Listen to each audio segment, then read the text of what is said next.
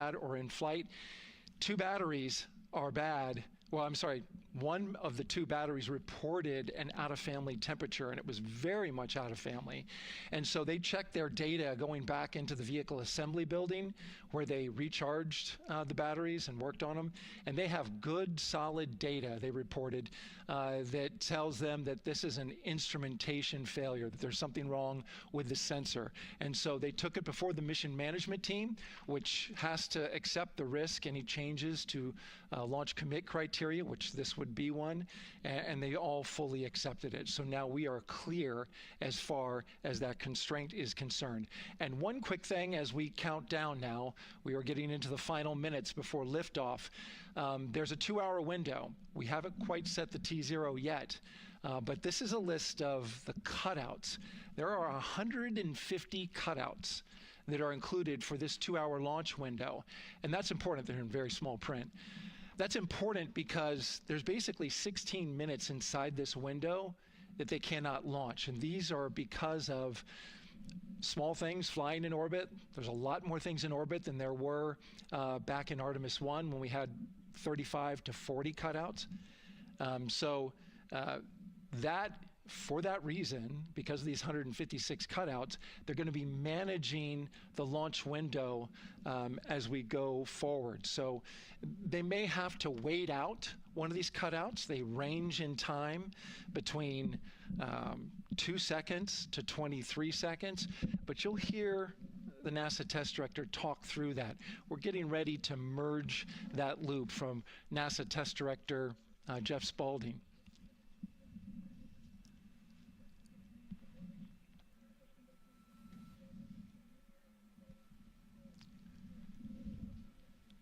And so now I'm listening to the launch team get ready to merge their operational channel.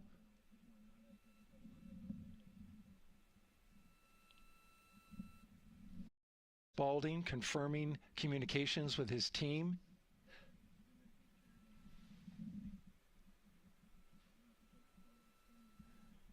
There will be 2 polls that we'll hear. One from Spaulding, the NASA test director, confirming the ground systems and the launch team are ready to proceed. At this point, we have a clear board, no constraints, but we need confirmation from each individual on the NASA test director team. So we'll hear him poll his team. The other poll that we're waiting for is the poll from Launch Director Charlie Blackwell Thompson, who will take that final status from NASA management before giving the go to come out of a hold. And you're seeing the clock count down at L minus 12 minutes. CCL, OTC, Orion, RS1. CCL. Yes, sir. Reconfigure ARS primary loop ISO valves. Copy, that's in work. And CDR, OTC, Orion, RS1. Go. ARS loop ISO valves are being closed at this time. Integrity copies. NGDLP. Go. Yes, I had a discussion with sea ice and with MER manager regarding the observation the sea ice had a few minutes ago. They were able to confirm with BCI photos that the condition that they observed has been there since 2025. MER manager has had a chance to review the findings, and they do not have any constraints from either a sea ice or MER manager perspective. Okay. Copy all. And Launch Director, NTD, you copy? Yes, sir. I copy. That's good news. OTC, CCL 212. OTC. ARS primary loop isolation valve configuration is complete. Copy.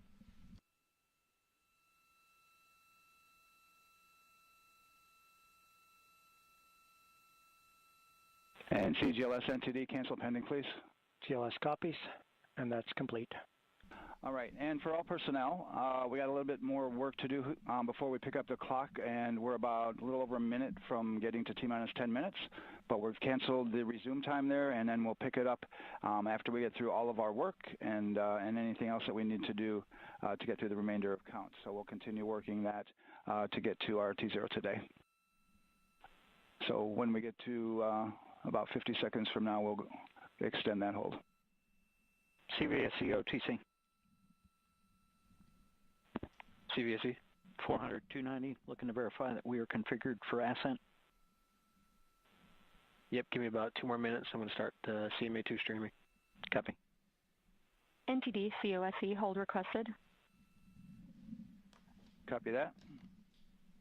I have an LCC violation of O-CT-004, S-band transponder anomaly.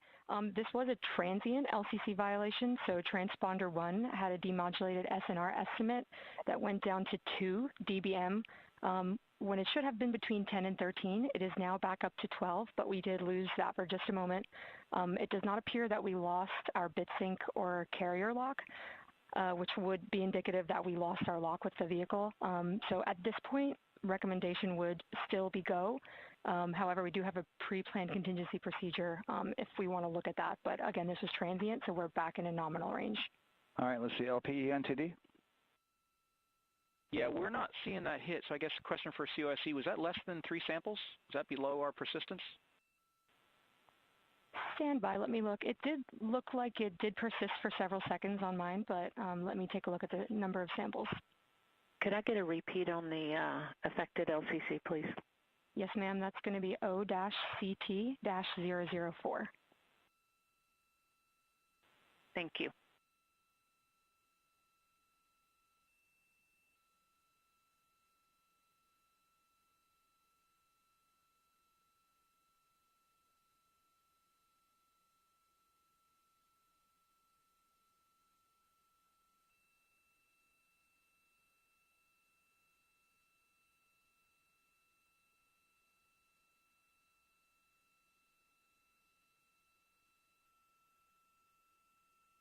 Yeah, us taking a look at the data right here, looks like that was a single sample. Yeah, copy that. RFTS does report that they also lost lock for about 5 seconds. So I would love to ask KUS and see if they also lost lock with the vehicle for any extended amount of period.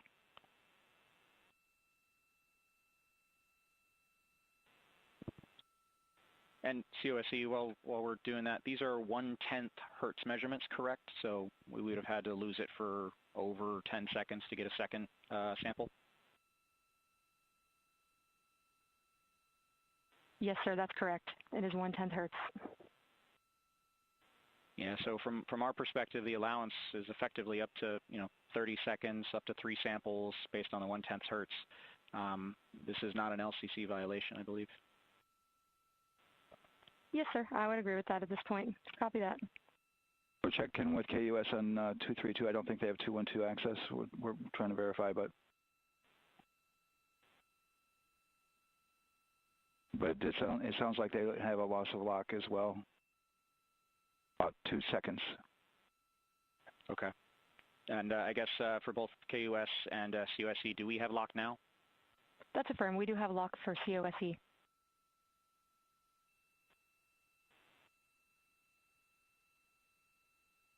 Yeah, so from the integration console perspective, we did have a temporary loss there within the allowable, and per the requirement, let's go. And this is Houston Flight. We have lock and we have good telemetry here in GSE.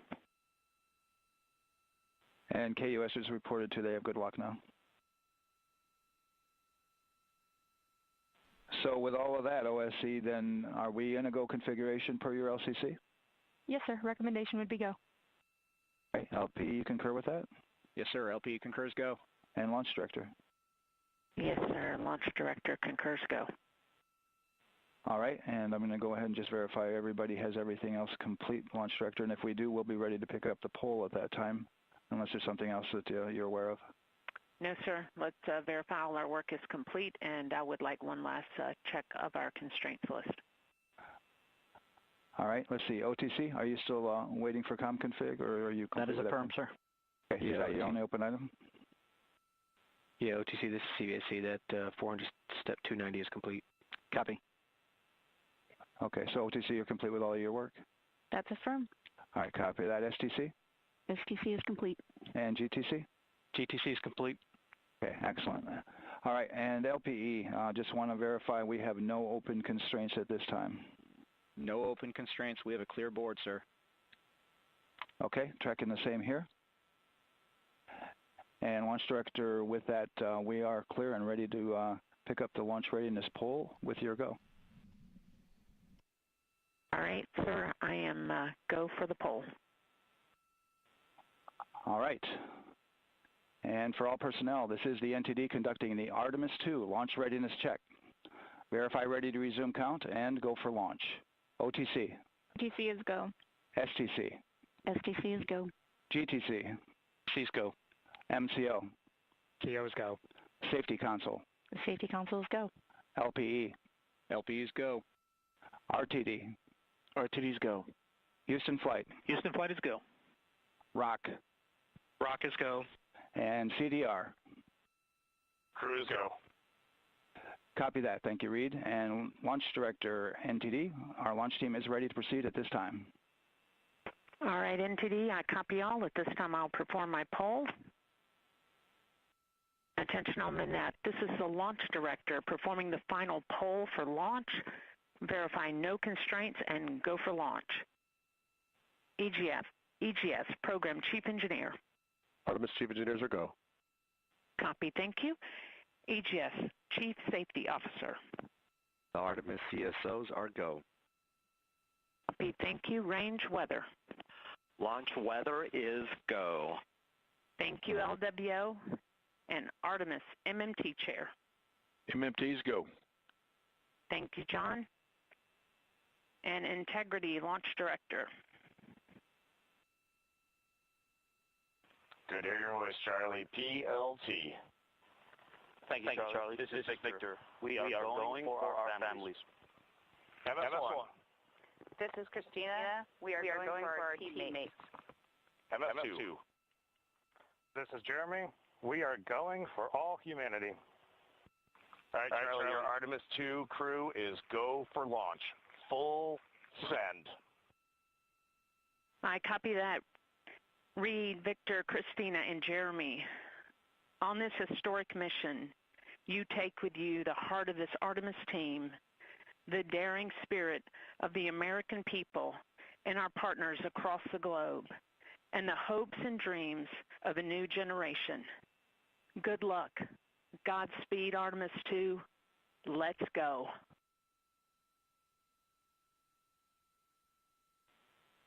And NTD Launch Director. Go ahead, Launch Director. Yes, sir. You have a go to proceed with countdown. Copy that. I'll put it in work. CDR, NTD. Go. Your risers and initiate short purge per your EPROC 10.1.1, steps 8 and 9.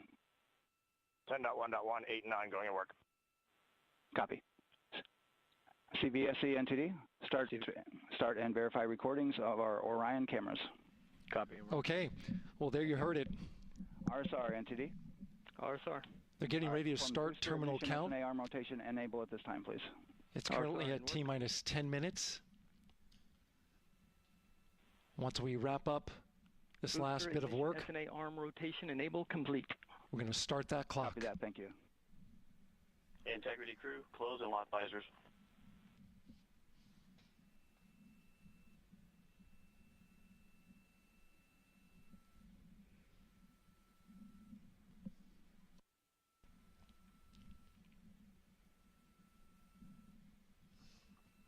You heard an issue, worked in real time with telemetry lock on the Orion. It was transitory. It was very short. They checked the data, confirmed that they had a good lock. This was with the S-band transmitter on the Orion. Worked through that issue, looked at the data, and cleared it. All with the world watching. Impressive work by the launch team. So we have a 2-hour window, which starts in just a few minutes at 6:24 p.m. Eastern Time and goes until 8:24 p.m. Eastern Time. And ECL NTD will be waiting for your verification on the short purge. ECL copies. And for all personnel, once we get that short purge verification, we'll verify that we are clear to go, and then we'll proceed with the terminal count.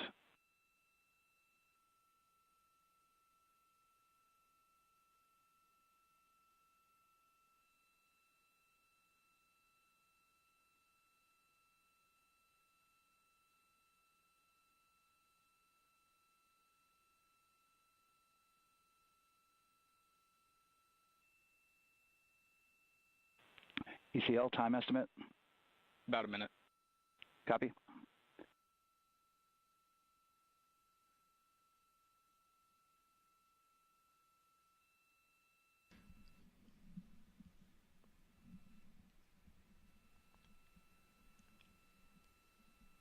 So we're going into the launch window, but not by much, it looks like. Just wrapping up some final work.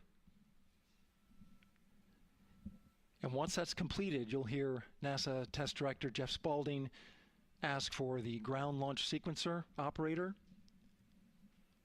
to go ahead and start the clock.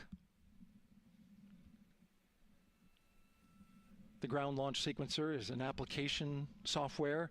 It runs on top of the launch control system in the firing room, acts like a conductor of an orchestra, executing hundreds of commands in precise order and timing. It's all autonomous. NTD CCL 212, short purge initiation is verified. All right, copy that, and we're verifying our constraints.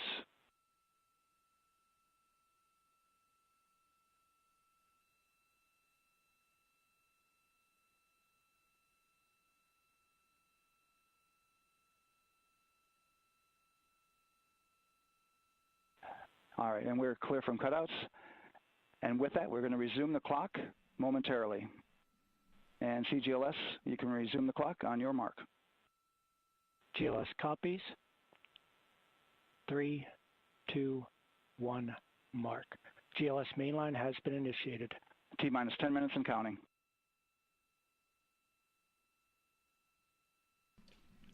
And that begins terminal count. Our new T0 is 6:35 p.m. Eastern Time.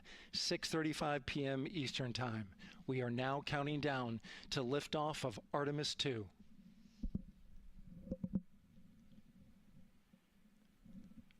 From now on, you're going to hear two voices on the loops. If everything goes nominally, NASA Test Director Jeff Spaulding, who's directly managing the launch team, and Alex Bendelos, the GLS operator who closely monitors the software. He has the ability to stop and restart the countdown.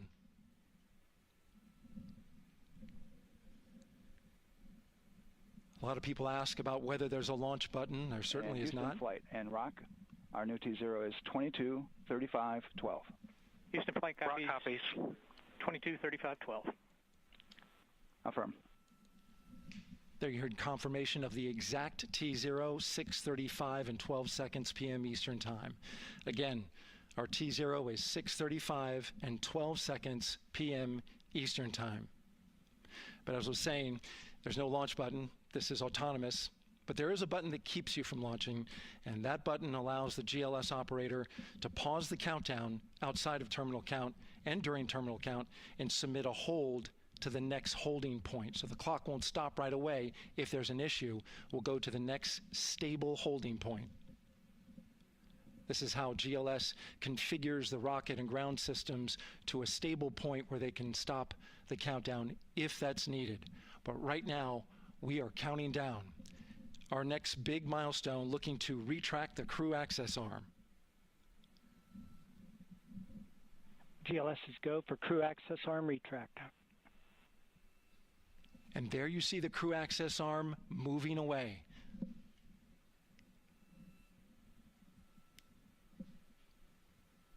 That's the path that the astronauts took to ingress into the rocket.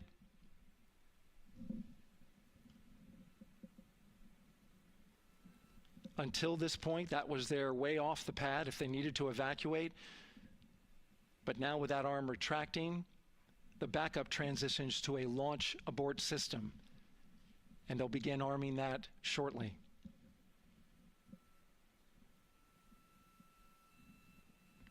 Of course, the launch abort system, great shot there of the crew access arm retracting away. The launch abort system is the tower at the top, and that's what would pull Orion and its crew off the top of the rocket in case of an emergency, whether it's on the ground or in flight. This is critical safety hardware that protects the lives of the astronauts.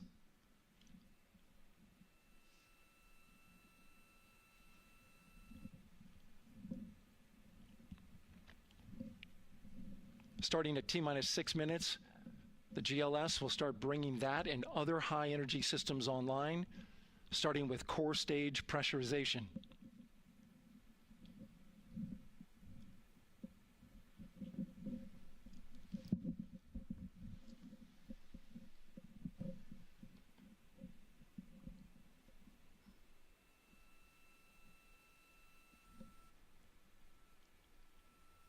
Weather is 90% go. The range is go. All systems are go.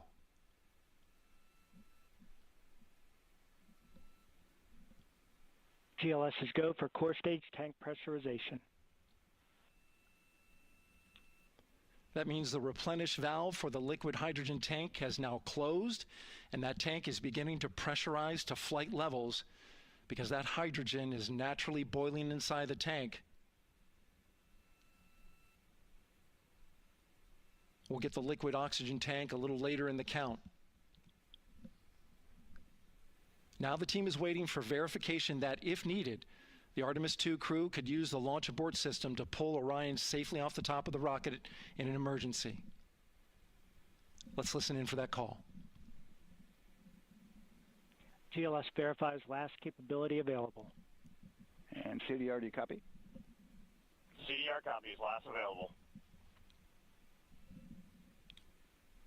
That's great news, and you heard the NTD verify that with the commander of the mission. GLS is go for FTS arm. Now work is being done to arm the flight termination system. This is so the range safety can send a flight termination command if the rocket flies too far off track. There's a brief built-in delay, so the launch abort system has time to pull the astronauts to safety first. GLS is go for LH2 high flow bleed check. All right, the high flow bleed check. That's so the cryo team gets verification that the RS-25 engines, all 4 of them, are in the proper temperature range for launch.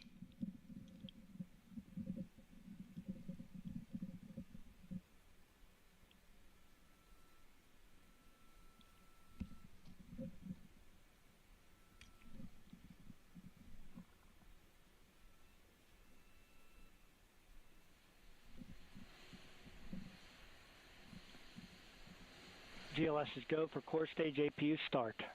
Core stage APUs start. Those are auxiliary power units, high-speed turbines which provide pressure to hydraulic pumps that steer the RS-25 engines. We're going to see a gimbal test a little later at T-minus 2 minutes and 30 seconds.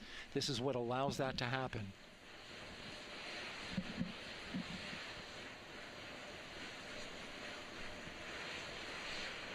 Coming up in about 20 seconds, we're listening for go for purge sequence 4. That's a helium purge of the 4 core stage engines downstream of the propellant valve. This gets all the air and moisture out of there.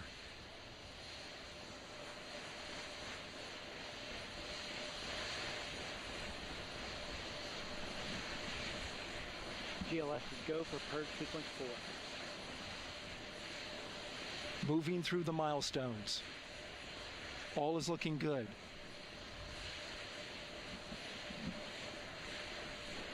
Coming up in just a few seconds, we're going to get that thrust vector control actuator test. This is a gimbaling of the engines.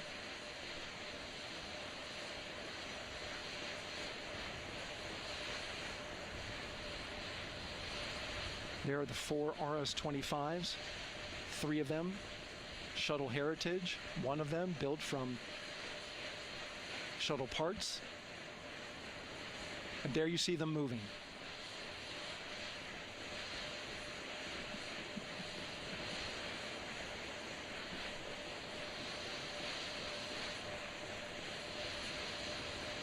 Now we're going to start moving the power from both the upper stage and the lower stage of the rocket to internal, taking ground power away and now going to battery power. GLS is go for upper stage to internal power. All right, power is removed from the rocket's upper stage, the ICPS, and it's been switched to battery. Same milestone for the lower core stage coming up at T-minus 1 minute and 30 seconds. Right now, The 4-person Artemis II crew is 248,000 miles away from the moon.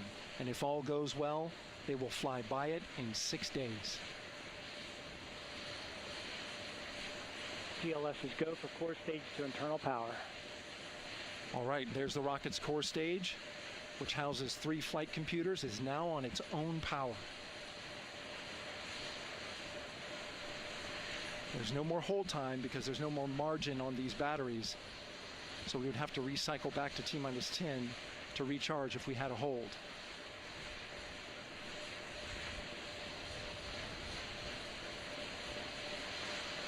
One minute.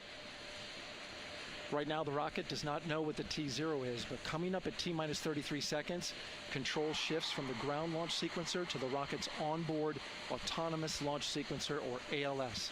The rocket will count itself down, but honor any holds that could come from the ground. Now, shortly after liftoff, Houston will take control of the rocket, and my colleague Gary Jordan will take over commentary.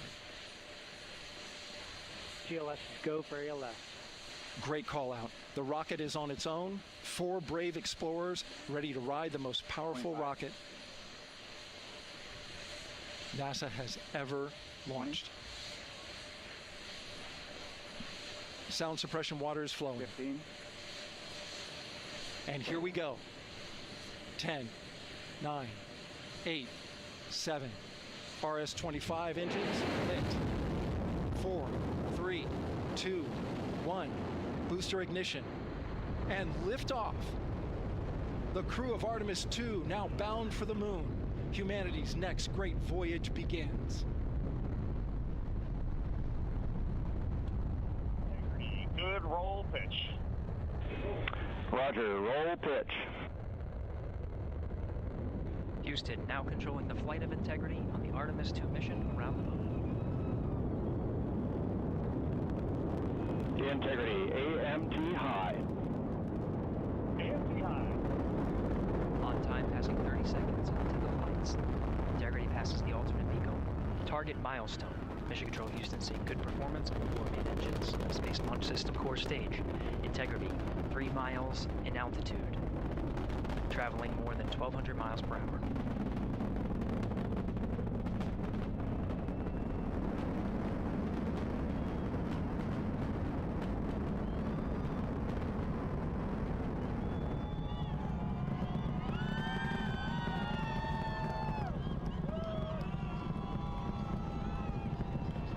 Mission elapsed time, passing 1 minute, approaching max Q. On, Ponce de Leon. Stan, we have you loud and clear on Ponce de Leon. Have you the same. Communication signal transfer confirmed as Integrity and its crew go supersonic. Approaching 90 seconds into the Artemis II mission. Integrity is 14 miles in altitude, 8 miles downrange, traveling more than 2,600 miles per hour.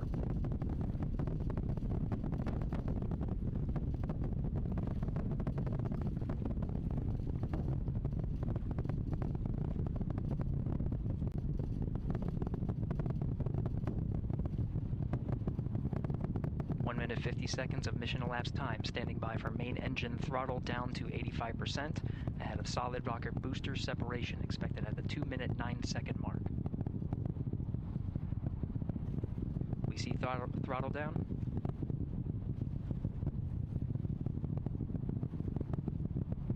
Confirmed separation. Main engines throttling up, guidance converged.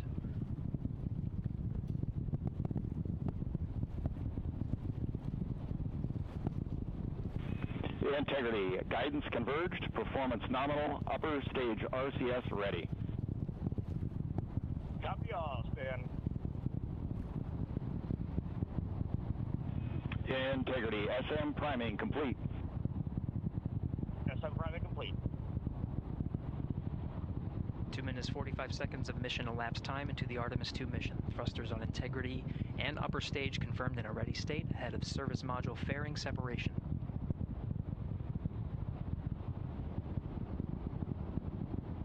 3 minutes into the flight. Integrity, 49 miles in altitude, 78 miles downrange, now passing 5,000 miles per hour.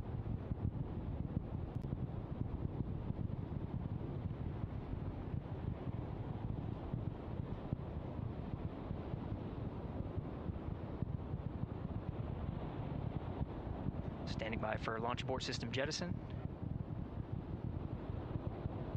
Houston integrity, good last jettison, great view. Copy jettison, Team Eco 8+02. We see the same on board, Stan. And Houston has you loud and clear on Tidris at the Kármán line. Outstanding, Stan, we have you the same. 3 minutes 50 seconds into the flight of Artemis II, Uайсмен, Glover, Cook, and Hansen cross the boundary to space with good comm checks. GPS signals acquired after last jettison now working on internal checks to verify accuracy. Flight Dynamics Officer analyzed the time of main engine cutoff, confirmed at 8 minutes 2 seconds, time of MECO.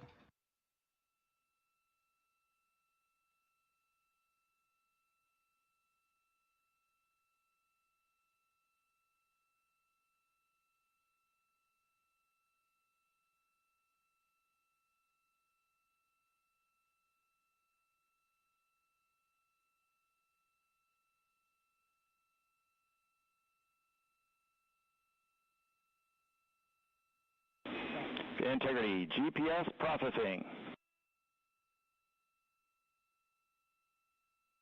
Outstanding, Stan. We see the same, and we have a beautiful moonrise. We're headed right at it.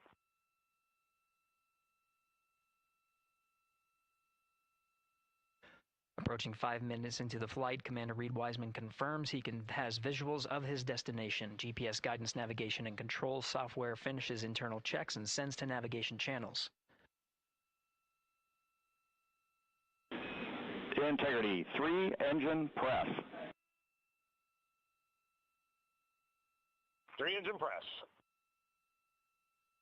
On time, now passing 5 minutes 20 seconds of mission elapsed time into the Artemis II mission. At this point, 3 good main engines are all that's needed to carry integrity to a nominal main engine cutoff target. Though at this time, we're seeing 4 good engines here in Mission Control Houston. Integrity, 75 miles in altitude, 330 miles downrange, approaching 10,000 miles per hour.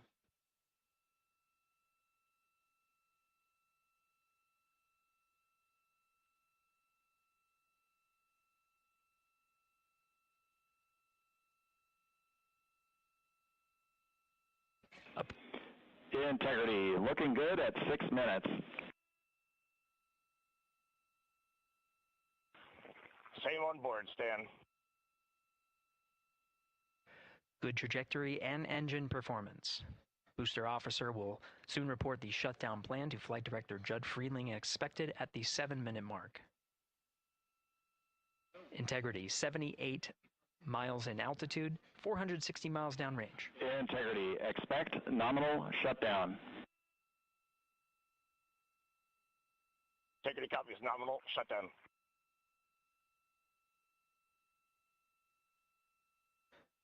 Six minutes 40 seconds of mission elapsed time. Shutdown plan is as expected.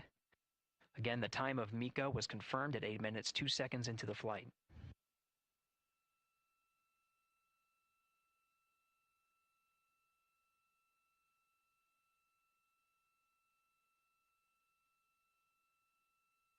Seven minutes of mission elapsed time. Throttling down as we approach the abort once around option. Milestone at the 7-minute 30-second mark. Now 84 miles in altitude, 650 miles downrange, traveling more than 15,000 miles per hour. Integrity, AOA open. AOA open. The window is now open for an abort once around option that would target splashdown in the Pacific Ocean. Still following nominal ascent at this time.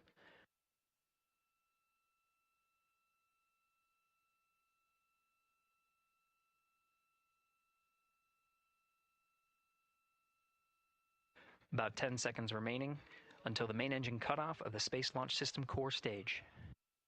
Standing by for confirmation of MECO and core stage separation.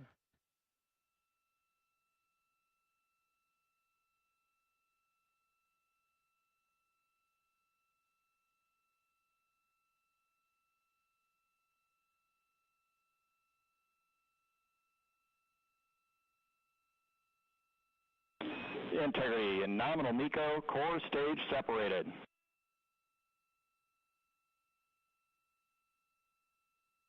We see the same on board, Stan.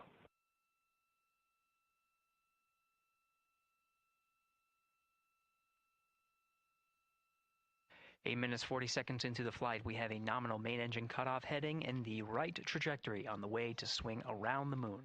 Core stage has separated, done its job. The Space Launch System upper stage, the interim cryogenic propulsion stage, or ICPS, still attached to the Orion spacecraft.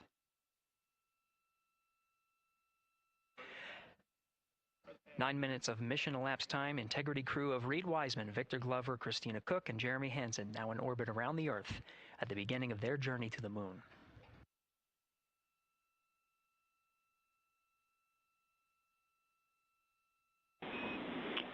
Integrity Houston, looking ahead to PRM numbers so far per the pad.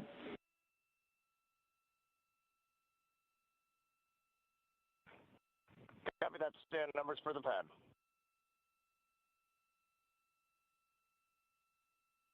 Capcom Stan Loves now reminding the crew that the perigee raise maneuver time of ignition is as expected prior to booster ignition. That time being 49 minutes, 50 seconds of mission elapsed time.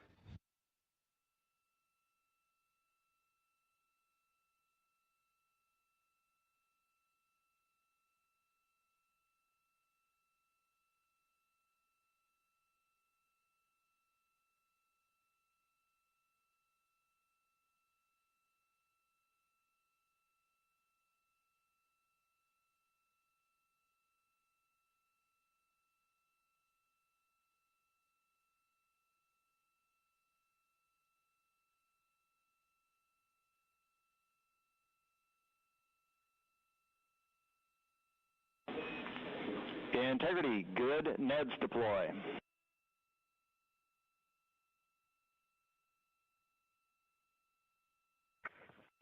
Copy that, Stan. Good, Neds.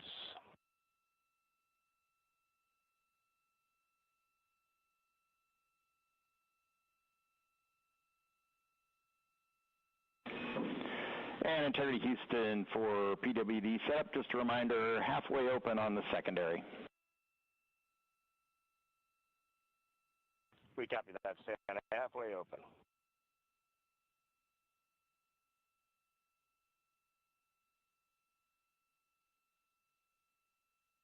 Passing 11 minutes of mission elapsed time. Here, overhearing the conversation between Capcom Stan Love and Commander Reed Wiseman, already passing some milestones. We have a good nozzle extension deployment system. That is confirmed. Complete. We also have the visors are confirmed up, now past the dynamic phase of flight, that is ascent.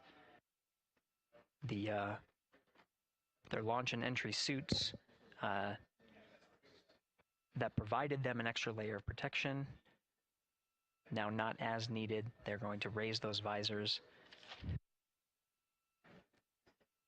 And later in today's mission, they will begin to egress or get out of the suits to begin some of their initial tasks of activating some of the systems aboard in the Integrity spacecraft. It's passing 12 minutes of mission elapsed time. Again, the perigee raise maneuver that's targeted near 50 minutes of mission elapsed time, 49 minutes, 50 seconds. That's what the crew is going to be working towards. The Commander Reed Wiseman, pilot Victor Glover will focus on preparing for that milestone. In the meantime, mission specialist Christina Cook and Jeremy Hansen will start some of the activation of environmental control life support systems. You may hear confirmation of their activation over the Orion to Earth communication network.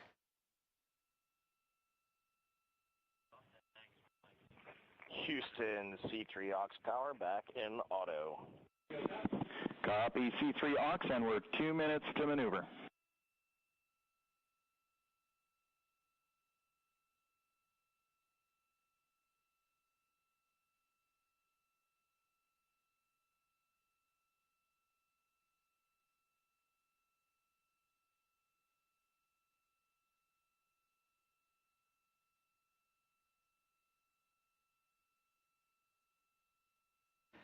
13 minutes and 30 seconds of mission elapsed time. We're going to continue to follow the crew of the Artemis II mission.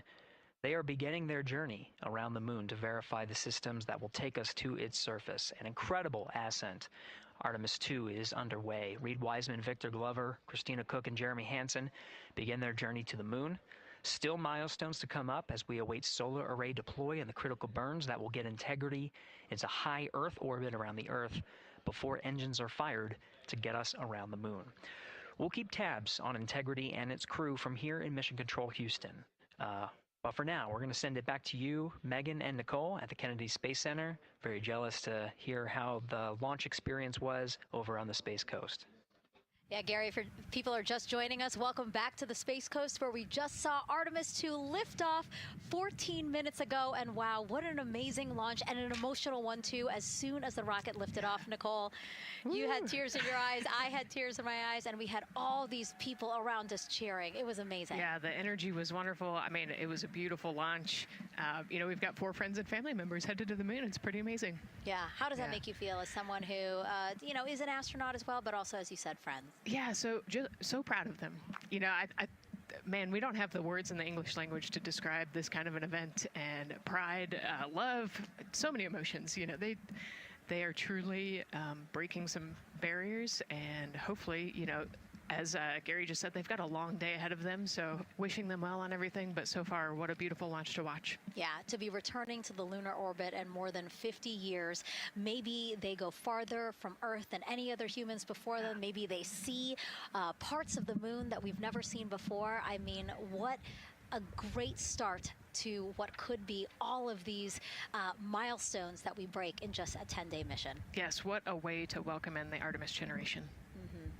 Yeah, how do you feel? I mean, we saw some beautiful shots we were covering of course, the rocket, of course, the Earth falling away as we continued up into our ascents, but also some of those crowd shots where we saw young and old, just emotional, overcome by this history-making moment. Man, we are going back to the moon for all, and we saw that today. We saw that in all the crowds. And yeah, you guys just saw that view, the sunrise or sunset, I guess. They just made it over the crest of the Earth, and you could see the sun peeking over. One of my favorite views from space. And I can't imagine what they're looking at now, and I can't wait to see what they're looking at in about 5 or 6 days. Yeah, and you know, I know a lot of people are like, you know what, I'm surprised this launched on the first try, because we know, like any little thing, we have to be keeping safety in mind, and we want to make sure we're ready to go. But we were ready to go, and I think it surprised a lot of people. What a wonderful surprise on this Wednesday evening. It did, you know, and it kind of surprised me as well. But you know, it's just a testament to the team here that has been working so hard on Artemis. You know, Artemis 1, we learned a ton of lessons. We learned a ton from the wet dress for Artemis 2. We were able to go in, fix those things. We even had a couple mishaps today, not mishaps, but a couple, you know, anomalies today that the team creatively came up with solutions for. It's just a testament to the teamwork that gets us to the moon. And so we can continue to watch Christina, Reed, Victor, and Jeremy on their way now to the moon in Earth's orbit and awaiting the next in-flight milestones, deploying Orion's solar arrays. So why don't we get back in with Mission Control and Gary. Hey, thank you, Megan. Again, we're following along in the action. It is a long day. They have a number of procedures they need to get to immediately in their timeline. And Integrity Houston, cross-tie is on board per the ETSI-DEM. We copy, Houston. Thank you.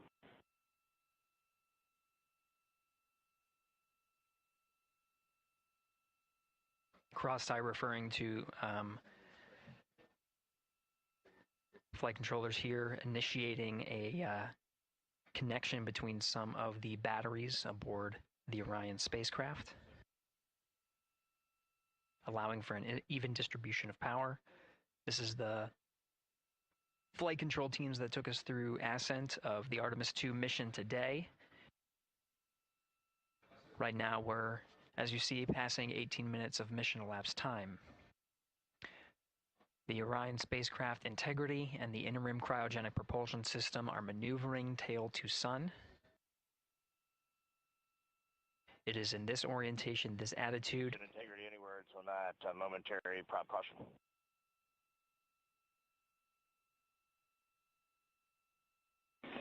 And read no action, we're looking at it.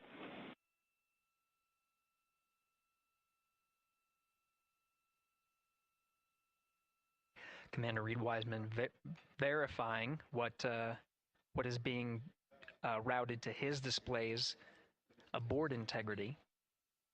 Propulsion engineer confirming that no action is needed at this time. They're pressing through with their nominal procedures to prepare for the perigee raise maneuver. And of course, the solar array wing deploy ahead of that. The solar wing deploy is a critical milestone. We'll continue to have our coverage follow the mission until that deployment. A successful launch is just the beginning. The deployment of the solar arrays and successful confirmation that those solar array wings are drawing power is a significant milestone and says to the flight control teams that we will continue on today's mission. Power needs to be drawn to continue through some of the next milestones. Until then, the AOA open option that was called up upon ascent, the aboard once around, is the current option, and abort to orbit option ATO will be switched to a preferred mode at the time that the solar array wings are deployed and latched. It gives the flight control teams a little bit more flexibility. Yeah, Integrity Houston, update on TDRS handover for your pad.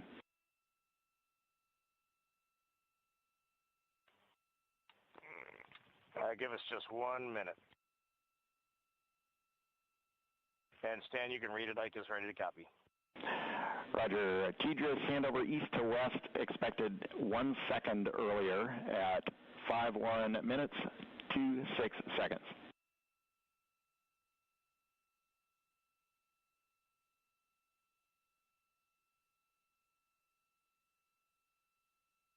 Hi, Stan. We copy 1 second earlier for 5126 TDRS east to west, and saws are starting to deploy. Thermal knives are firing. We concur. Thanks for the report.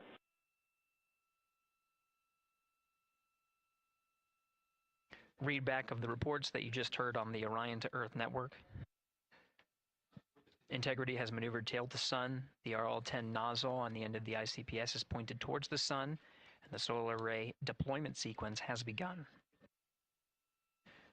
With the deployment confirmed, it'll be several minutes until they are what is called in a latched position.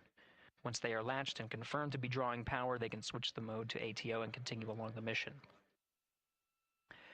The teacher's handover at the pad, that message meant the crew was provided some preliminary numbers of when to expect handovers between the tracking and data relay satellites. Currently orbiting Earth at an altitude of 545 statute miles above the Earth, they are in a near-Earth network communication system. The tracking and data relay satellites, geosynchronous satellites that are stationed about 23,000 miles above the Earth. After the apogee raise burn that occurs later today, the burn itself will put them in an altitude that surpasses the range of the tracking and data relay satellites, and they will transition to the deep space network today. And Integrity, for prop messages, we see 2 temperature measurements right near the line. It's that momentary message you saw earlier. We're going to suppress those. It's CM helium heater 2 T1 and heater 1 T1. They're going suppressed.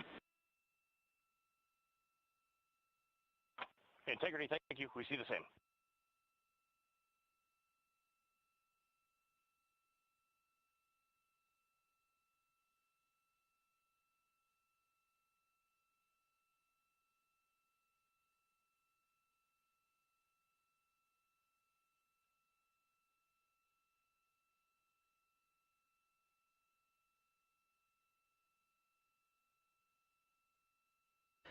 This is Mission Control Houston, passing 23 minutes of mission elapsed time into the Artemis II mission.